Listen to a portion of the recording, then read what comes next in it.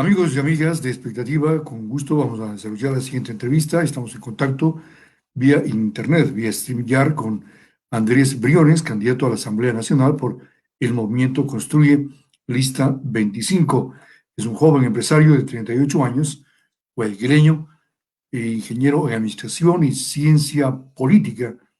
Posee una maestría en Comercio Exterior. Siempre apoyó a jóvenes para sus emprendimientos. Buenos días, Andrés. Este momento se encuentra en dónde? Bienvenido. ¿Cómo está? Buenos días, gracias por la invitación. Ahora me encuentro en la provincia de Santo Domingo de los Áchilas. El día de ayer hemos venido con Ángel Gente, nuestro candidato que está liderando la lista provincial, algunas comunidades cooperativas, conversando con la gente del comercio, con emprendedores y actores de la economía popular y solidaria. Precisamente usted es un motivador en la cultura esta del emprendimiento. ¿Para qué el emprendimiento, Andrés? Bueno, el emprendimiento es importante. Yo soy empresario guayaquileño, tengo mi empresa dedicada a la exportación, genero empleo, pago impuestos. Y como filosofía de vida, el crear empresa es importante porque mejora las condiciones no solamente del propietario, sino de sus colaboradores porque se genera una plaza de trabajo y por consiguiente oportunidad para él y para la familia que depende de este trabajador. Entonces, la motivación de Andrés ahora desde lo público es crear un clima de confianza y de certidumbre que permita fluir y desarrollar empresas en todo el Ecuador. Hay un problema serio, Jaime, que nos preocupa a todos en este momento, que es la alta tasa de informalidad. Tenemos a 4.7 millones de ecuatorianos que prácticamente no tienen acceso a la seguridad social. Y es más grave la situación cuando hablamos de esos 570.000 ecuatorianos que perdieron su puesto de trabajo en la pandemia sanitaria desde marzo hasta la actualidad. No tienen empleo, no tienen cómo mantener a sus familias. Entonces, las políticas públicas en este momento tienen que estar encaminadas, siendo la prioridad, a la creación de trabajo. Por eso es que este servidor, este ciudadano que ha decidido hacer política, tiene toda la buena intención, la determinación y la transparencia para desde el mes de mayo trabajar por el empleo, el trabajo y el emprendimiento en todo el Ecuador. ¿Cómo generar precisamente empleo? Porque escuchamos, Andrés, cifras de 1 millón, 2 millones de plazas de trabajo. No sé cómo lo van a hacer. ¿Cómo crear fuentes de empleo, Andrés? Bueno, partamos del hecho de que el Estado no está en las condiciones y nunca debe haberse comprometido en la creación de empleo. El Estado, su rol importante y protagónico está en la facilitación. ¿Qué es lo que tenemos que hacer? Simplificar las leyes, crear una empresa, crear una economía de la popular y solidaria, una asociación.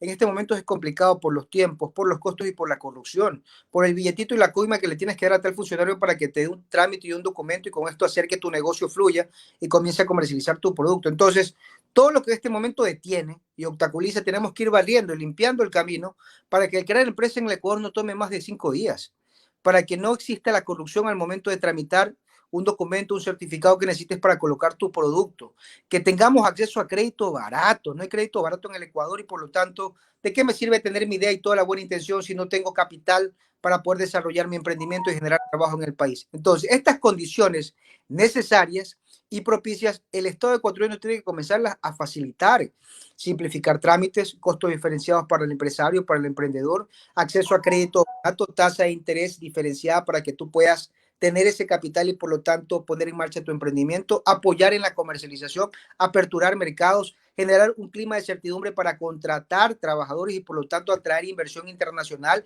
y que la inversión local también fluya. Porque cuando tenemos empresas grandes que operan en el Ecuador, el encadenamiento productivo también es propositivo porque termina jalando al pequeño, al artesano, al comerciante y el actor de la economía popular y solidaria. Esa es la fórmula. Tenemos que apostar por los privados, por los individuos, por las personas, por la economía popular y solidaria, y el Estado de su rol como facilitador tiene que dar todas las herramientas, incentivos y acceso a crédito. ¿Qué se logró, Andrés, con este proyecto, este programa de Yo Muevo al Ecuador?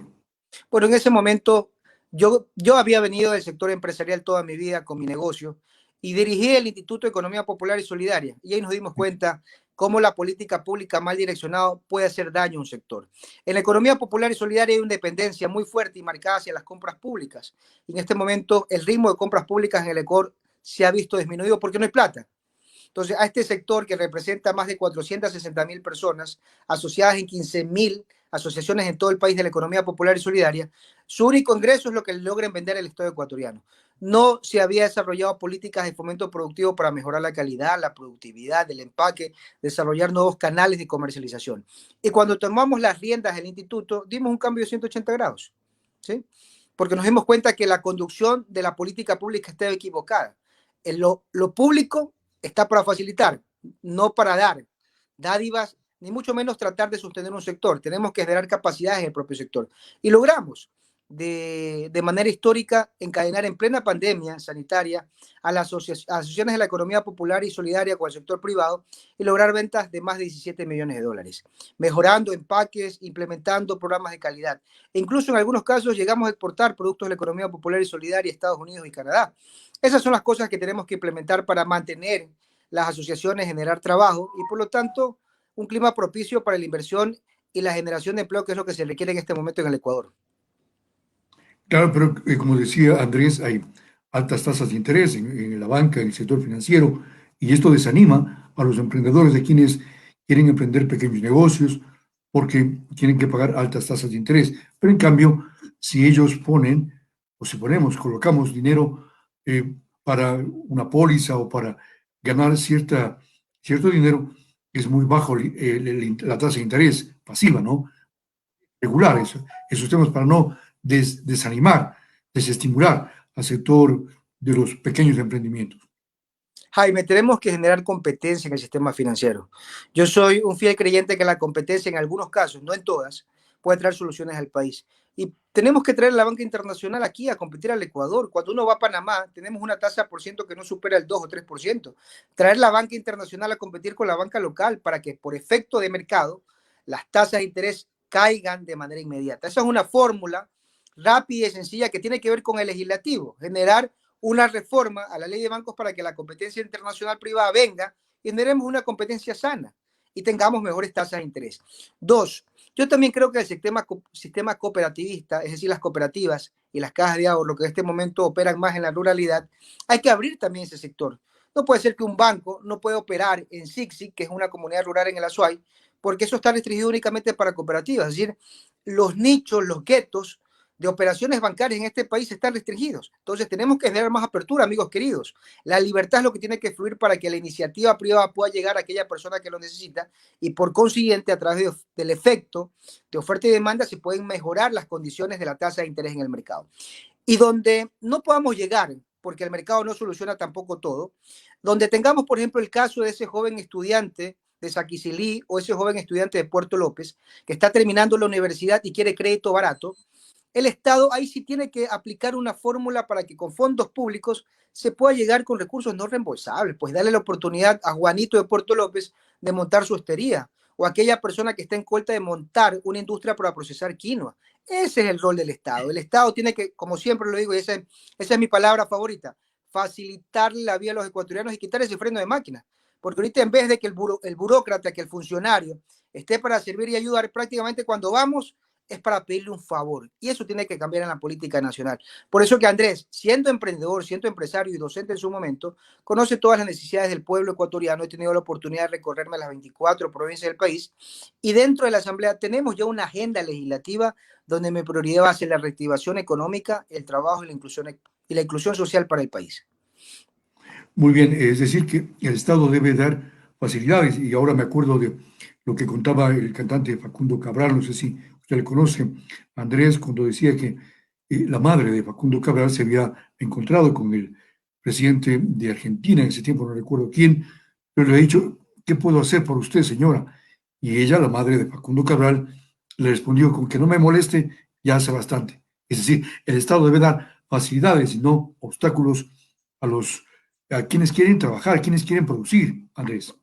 Así es. Se piensa que el Estado tiene que estar cargado de controles, de muchas regulaciones, y eso al final termina saturando y asfixiando. Mira el problema del tejido empresarial en Ecuador. Durante muchos años se lo ha venido cargando desde el correísmo hasta en el morenismo, de impuestos, de regulaciones, de controles excesivos. ¿Y cuál es el resultado? Prácticamente un aparato productivo ecuatoriano en la cuerda floja, está muriendo. No tenemos capacidad para crear más industrias. El aparato industrial, comercial, agrícola en el país está detenido, está obsoleto. ¿Por qué? Porque nos concentramos en lo público y nos dimos cuenta que lo público es ineficiente, no está en capacidad de generar ni empresas ni trabajo en el Ecuador. Entonces tenemos que otra vez volcar nuestra mirada y comenzar a barrer y limpiar muchas políticas inadecuadas y comenzar a desarrollar herramientas e incentivos que fuercen y motiven en la creación de más empleo en el Ecuador. Tenemos que, por ejemplo, reducir los aranceles, tenemos que abaratar las importaciones de bienes y capital, de materias primas para ser más competitivo en la industria. No puede ser que tengamos un pago de consumo de energía eléctrica el más caro de la región para el consumo industrial, cuando los costos de producción prácticamente son mínimos, irrisorios en el país por la capacidad que tenemos para generar electricidad en el Ecuador, y comparándolo con la comercialización se suben de manera exorbitante. Entonces hay que abaratar los costos que maneja el Estado, por ejemplo, en energía eléctrica, reducir los impuestos para que la industria, para que el comercio, para que las asociaciones de la economía popular y solidaria puedan mejorar en su productividad y por lo tanto estar en condiciones de sacar productos a mejores precios y poder vender más. En este momento lo que tenemos que hacer como gobierno es ayudar a todo el tejido empresarial. Y cuando me refiero a tejido, ¿cómo me van a malinterpretar? No estoy pensando en los grandes, estoy pensando en el comerciante, en el pequeño, en el artesano, en la economía popular y solidaria. A ellos tenemos que apoyar a que sean grandes, no mantenerlos siempre como pequeños, apoyarlos a través de medidas que abaraten sus costos de producción, que aperturen mercados y que el consumidor, todas las personas que necesitamos esos productos y servicios estén en capacidad de comprar porque tienen un salario justo y digno mes a mes. La economía popular y solidaria, ¿en qué sectores de la economía precisamente influye en el país, Andrés? Bueno, tenemos un sector fuerte de la economía popular y solidaria en el segmento agrícola, la asociatividad no de ahora, sino de siempre. Esto siempre, incluso desde la época de los guasipungos, la comunidad indígena ha trabajado de manera asociativa y cooperativa, y eso se ve ahora cuando hablamos de economía popular y solidaria, que ya es un sector formal que existe dentro de la economía nacional y reconocido en la Constitución de Montecristi. Entonces, como sector económico, el agrícola es muy fuerte en la economía popular y solidaria. Luego tenemos el sector textil. El sector textil está de menos, lastimosamente porque ha dependido mucho de las compras públicas y durante los últimos 10 años nunca se ha habido un apoyo para llegar a nuevos mercados, mejorar su productividad, desarrollar nuevos productos, mejorar los diseños. Entonces tenemos que mantener ese sector pero de una manera diferente, dándoles herramientas, crédito y ayudándoles en la apertura comercial. Tenemos el sector metalmecánico también, que tiene que ver con todo lo que es soldadura, torno y fresa, que genera trabajo también, oportunidades para muchos ecuatorianos en el país. Y tenemos también el sector de catering y preparación de alimentos, que es parte fundamental de la economía popular y solidaria. Estos son los 4 sectores más predominantes y que más o menos acaparan el 80% de asociaciones que existen en el país de la economía popular y solidaria. Y me imagino que ahí están también los artesanos, en este Bueno, sector que usted está mencionando. el artesano entra en otro rubro, está como artesano, hay una ley nacional de los artesanos. Y la diferencia con la economía popular y solidaria es que en la economía popular y solidaria lo que prima es la asociatividad, es decir, la cooperación, el conjunto de varios que crean una asociación y que esa asociación al final termina siendo de toda la comunidad o de todas las personas que se involucraron en ese emprendimiento. Esa es la diferencia. A diferencia del artesano que solo es un individuo que apuesta y arriesga y que tiene como finalidad mantener a su familia, ayudar a progresar a sus hijos o las personas que dependen de él. O sea que aquí lo importante, Andrés, es la unidad, estar sólidos para conseguir objetivos separados, no llegan a ninguna parte. Así es, tenemos que trabajar. Lo público tiene que convertirse en el puente, el camino de todos los ecuatorianos. Si un ecuatoriano quiere mejorar sus condiciones sociales a través de mejor educación, de mejor salud, de inclusión social, que el Estado se lo dé, que esté en capacidad para dárselo. Solamente para poner un dato, Jaime, si en este momento hiciéramos freno a la corrupción, se tuviera. O sea, que en este momento no tengamos a nadie delinquiendo ni llevándose fondos públicos, tuviéramos a libre disponibilidad $1.000 millones. Imagínense esa cantidad. $1.000 millones que lo podríamos destinar a los CDIs, Centros de Detención a la Niñez y Grupos Vulnerables. Podríamos destinarlos para ayudar a los jóvenes que necesitan programas deportivos para desarrollar nuevos talentos en el país. Podríamos destinarlos a atender a madres solteras que no tienen en este momento recursos para atender a sus familias y a sus hijos. Podríamos destinarlos para mejorar la educación, dar una tablet y acceso a Internet a niños de comunidades rurales que en este momento no tienen cómo educarse. Entonces, tenemos que trabajar por un sistema más justo, hacerle frente a la corrupción, considero que eso es importante, y desarrollar políticas públicas que garanticen el acceso a los derechos fundamentales de los ecuatorianos y establecer un clima de previsibilidad, confianza para atraer inversión y crear más empleo en el Ecuador. ¿Cómo evitar entonces que haya la corrupción? Tal vez a través de leyes, decretos, pero las leyes existen, pero no se cumplen. Este es un tema más bien estructural, diría yo. Es un tema de la sociedad, que falta un ejemplo, no hay referentes. Si los referentes caen en corrupción, pues el resto dice, viva la fiesta. Sí, a ver, nosotros tenemos que obrar con el ejemplo. Yo como asambleísta del pueblo ecuatoriano, lo primero que voy a hacer es fiscalizar. La inacción también, Jaime, es sinónimo de corrupción. El hecho de que no podamos asignar recursos o proyectos o políticas públicas para atender a una comunidad que necesita alimentación escolar para niños, eso es corrupción. Entonces tenemos que comenzar a destapar y a denunciar a aquellos funcionarios que están cometiendo actos de corrupción, y la inacción también tiene que ser sancionada.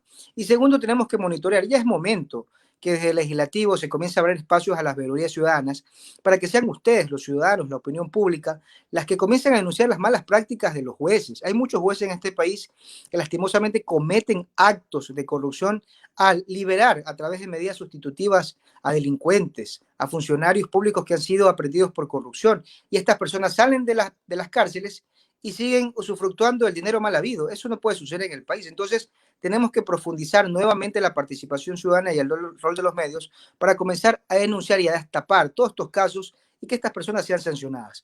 Paralelo a esto, Jaime, tenemos que avanzar también en la aprobación de una ley de extensión de dominio.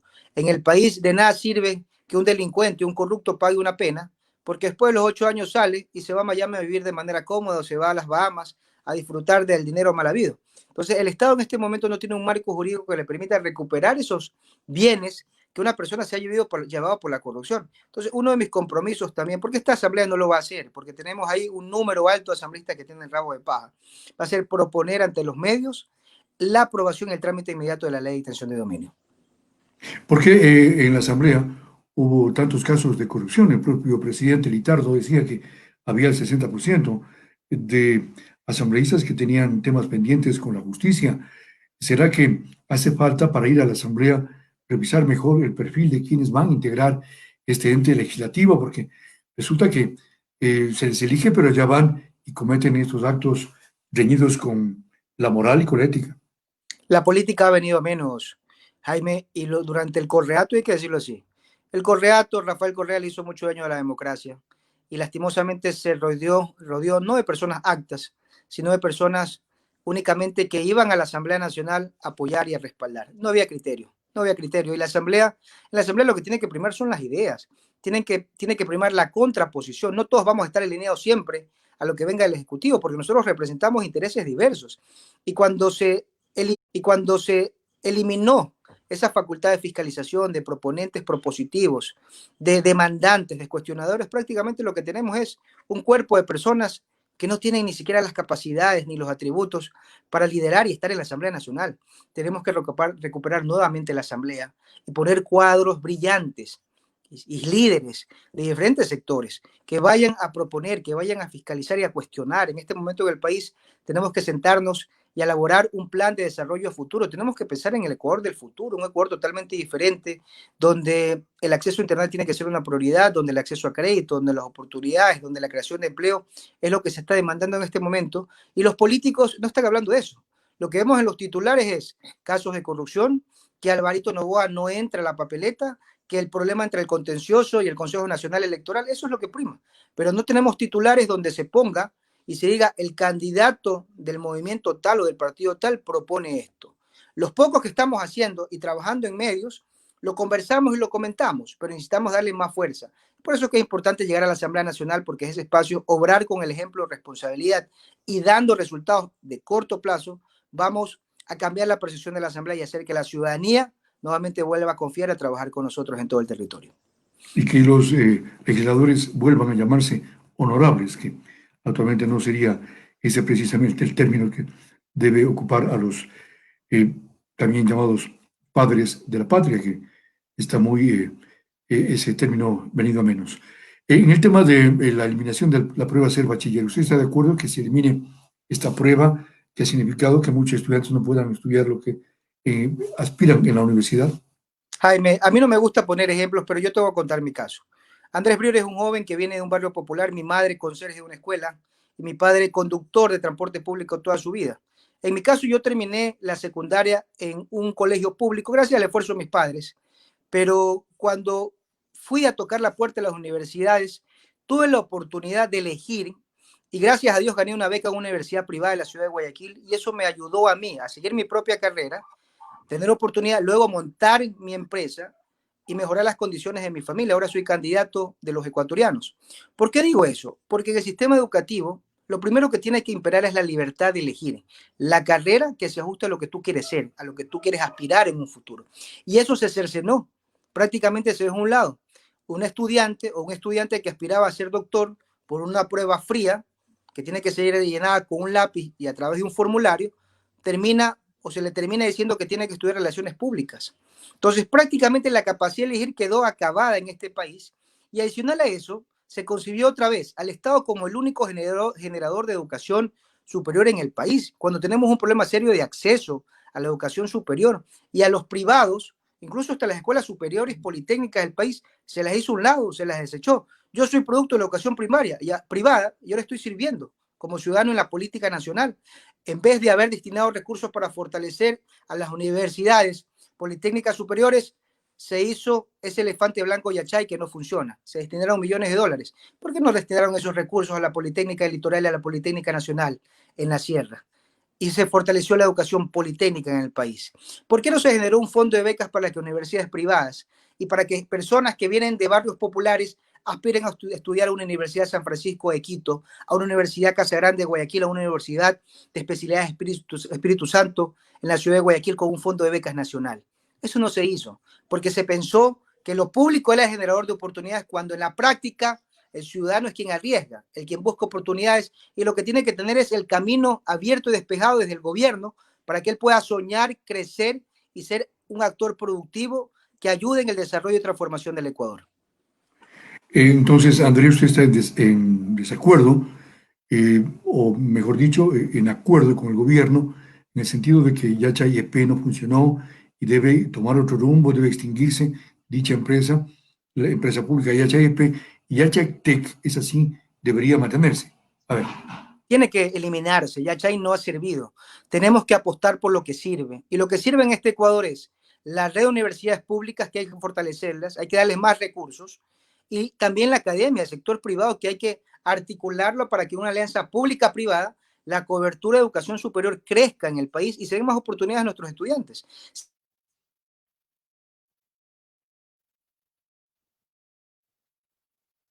A su formación,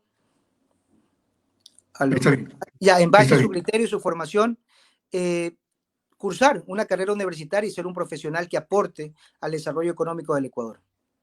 Bien, tengo tres inquietudes finales a nuestro invitado Andrés Briones, candidato a la Asamblea Nacional por el Movimiento Construye.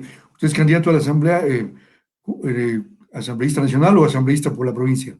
Cuéntenos. Bueno, yo soy candidato a la Asamblea por la lista de asambleístas nacionales. Estamos liderando la lista de asambleístas nacionales por el Movimiento Construye Lista 25. Muy bien. En cuanto a la salud, hemos visto que en la pandemia hemos tenido falencias en el tema de la atención prioritaria en salud por la falta de hospitales, la falta de unidades de atención urgente, ¿no? De camas también. Entonces, ¿qué hacer ante eso? Bueno, tenemos que garantizar primero. Yo he sido muy crítico en la capacidad del Ecuador de no tener un sistema de investigación científico para generar vacunas. Dependemos ahorita a las multinacionales y a los países amigos, la buena voluntad. Pero ¿qué pasa si mañana más tarde tenemos una pandemia con efectos más complejos para la ciudadanía? El Ecuador necesita una red de investigación científica con fondos públicos para estar en capacidad de hacer investigación desde ahora y tener respuestas inmediatas ante rebrotes o generación de cualquier pandemia a corto, mediano o largo plazo. Eso es importante, no la tenemos y prácticamente estamos desprotegidos. Segundo, tenemos que avanzar primero en una reestructuración del sistema de salud público, porque hay mucho despilfarro. El sistema de compras públicas de medicamentos en este país no sirve. Cada hospital, tanto de la red pública hospitalaria como de la seguridad social, prácticamente son islas independientes, reinos independientes, donde el gerente y donde el director de compras públicas hace lo que le da la regalada gana. No hay control. Entonces tenemos que entrar a monitorear, denunciar y mejorar la administración. Yo creo mucho, mi querido Jaime, en la articulación público-privada. Tenemos que comenzar a gestionar alianzas públicos-privadas para optimizar y hacer más eficiente la entrega de medicamentos a los ciudadanos. Y esa va a ser mi línea de trabajo cuando sea asambleísta. Yo voy a recorrer muchos hospitales y vamos a llevar medios, porque quiero denunciar, quiero mostrar a la ciudadanía lo que no se está haciendo bien y reconocer lo que se está haciendo bien desde lo público. ¿Qué hacemos con el seguro social? Porque había el comentario de que no tenía ya casi los recursos para atender a futuro a los jubilados. Entonces, ahí hace falta una reforma o que el Estado pague lo que le debe al seguro. Jaime, créame que cuando hablamos de seguridad social, a mí me entra mucha frustración. Y hay personas que ahora están desde la comodidad en otros países viviendo una vida de lujos, cuando por la irresponsabilidad de estos seres humanos, hoy en día tenemos una seguridad social prácticamente quebrada. Y hay que decirlo así. Rafael Correa es el único culpable, porque cuando estuvo como presidente prácticamente se comió todos los recursos públicos y metió mano donde no debió hacerlo. Los recursos del Seguro Social son de los ciudadanos, no son del presidente de la República. Tenemos que garantizar primero esa independencia, ese manejo íntegro de los recursos públicos. Y lo que se ha hecho en los últimos años es meter mano a los recursos de las pensiones jubilares y llevárselos para financiar otras actividades estatales, cuando en la práctica eso no tiene que darse. Porque ¿cuál es el problema? El problema está en que sin recursos, ¿qué hace la seguridad social? La seguridad social está al borde del colapso y de la quiebra porque ya no se puede sostener el pago de las pensiones jubilares. Entonces tenemos que pensar en una reforma integral donde tengamos que vernos nuevos esquemas de administración de pensiones, de recaudación también. Tenemos que incorporar a más personas a la seguridad social. Yo le he dado un dato, Jaime. Tenemos 4.7 millones de ecuatorianos que tienen un trabajo, pero es un trabajo informal, que tienen un bazar, que tienen un tallercito, que tienen una asociación, pero no están afiliados. Tenemos que hacer una reforma a la seguridad social para facilitar también el ingreso a través de costos diferenciados, que no tengan que sacrificar costos a la seguridad social, pero que sí se permita con un valor diferente cubrir costos y que ellos puedan acceder a la red hospitalaria y a las pensiones jubilares. Tenemos que encontrar mecanismos. Toca sentarnos en este momento y idear mecanismos donde lo privado también entre a colaborar, donde podamos aumentar la masa de afiliación y donde podamos mejorar la administración de los fondos públicos en la seguridad social para garantizar su supervivencia en el mediano plazo. ¿Qué hacemos con la seguridad ciudadana? Algunos han planteado, me refiero a algunos candidatos, a algunos sectores, de que los ciudadanos porten armas para defenderse de la delincuencia. ¿Está de acuerdo con esta propuesta? No, yo no estoy de acuerdo. Yo no estoy de acuerdo. Primero que el Estado es el único responsable por constitución de brindar la seguridad ciudadana a todos los ecuatorianos. Una cosa es ayudar, por ejemplo, en la zona rural, en el porte de armas, porque tenemos ahí un problema serio de robo de ganado, de robo de animales. Y otra cosa ya es hablar de las ciudades. Aquí si comenzamos a entregar armas, toda la gente se me va a comenzar a matar. Lo que tenemos que hacer es, primero, trabajar con la policía. Y yo pongo aquí siempre el caso de Medellín hace 35 años, donde teníamos una inseguridad ciudadana, no había control, los grupos mafiosos, el crimen organizado prácticamente se tomó las calles. ¿Qué hizo el gobierno de Colombia? Invirtió en inteligencia. Aquí en el Ecuador falta el desarrollo de cuerpos de inteligencia para identificar y estructurar bandas delincuenciales que operan en todo el país y que están enquistadas en la política, en los círculos empresariales. Hay que comenzar a identificar y a saber quiénes son. Y paralelamente tenemos que trabajar con el sistema de justicia para no tener jueces corruptos, porque si la policía va a hacer su trabajo a través de un sistema de inteligencia expedito, cuando lleguen a la cárcel hay que sancionarlos con toda la contundencia. Ese es el trabajo primario que tenemos que hacer. Y paralelo a eso, tenemos que trabajar con los centros de rehabilitación. En este momento no tenemos rehabilitación en el Ecuador. Lo que tenemos es oasis de delincuentes, porque el jefe del cartel o el corrupto que llega a una cárcel, desde la cárcel sigue hablando por teléfono, utilizando su computadora y dirigiendo la corrupción y el crimen organizado en el país. Entonces, primero tenemos que aislar, sanear, establecer un nuevo modelo de gestión y comenzar a trabajar en una recuperación de las personas que van a pagar una pena, a formarlos, a rehabilitarlos. Y luego, como último paso, trabajar en una reinserción social. Tenemos que ayudar a la gente a que luego de haber cumplido una pena pueda generar un emprendimiento e incluirse sin ningún tipo de problema en la sociedad como trabajador, como estudiante o como persona que quiera aportar desde su posición. Finalmente, Andrés, ¿usted es candidato del gobierno o No no? soy candidato del gobierno, mi querido Jaime. Yo sí participé del gobierno. Yo tengo que decirle, primero fue secretario del Gabinete Económico. Llegué como empresario por una invitación que se me hizo y a mí siempre me ha gustado contribuir y apoyar. Y decidí ser secretario del Gabinete Económico justamente para incidir en la formulación de políticas públicas para reactivar la economía del país. Y luego como director del Instituto Nacional de Economía Popular y Solidaria. Y hay resultados. Siempre este hombre ha trabajado en la generación de resultados y considero que esa experiencia de lo privado, de lo público y lo social me han permitido ahora tener la experiencia y la capacidad, que eso es importante para no improvisar, sino más bien hacer de la política una política digna de servicio y de trabajo para todos los ecuatorianos. Muy bien, gracias Andrés Briones. Gracias a usted, Jaime, por la invitación. Un abrazo fraterno. Gracias. Un abrazo. Bien, Andrés Briones, candidato a la Asamblea por el movimiento Construye Listas 25 en expectativa. Gracias por acompañarnos. Estaremos con más entrevistas en la tarde a las 15:30 y a las 15 horas también, por supuesto. No se lo pierdan.